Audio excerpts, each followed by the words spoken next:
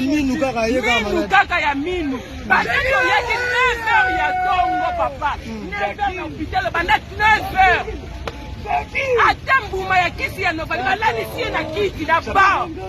Bazomona mutu aoloba te azokoma, aza kuna place azokoma. Kwa asenge eloko ya komi, kwa azongisa boya komi. Kwa abozomona akangami eloko masho angiswe kanga. Ngamna alaki na ye. Banda 9h. Ah, mama bipenda ye koma na 14h. Ndesiko nini ne mama bipenda ye ko telema. Po baba na kopesa ye kisi.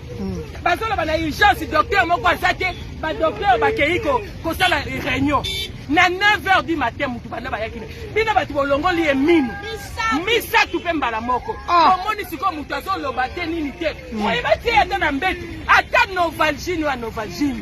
Hôpital obozo mona oyo. Oya bo kitise ya ba sataniste. Basini yango ya ba tela porte. Pona ko sili saka ba. Yango wane ba rose toi. Yango.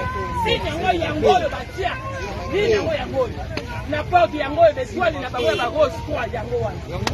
Siko ba bomi et puis ba pesi yesu ki kisi ni nanga na yoto ebite. Balingi biso to kotala ba chambre wana. Ah. Balali si eka wana.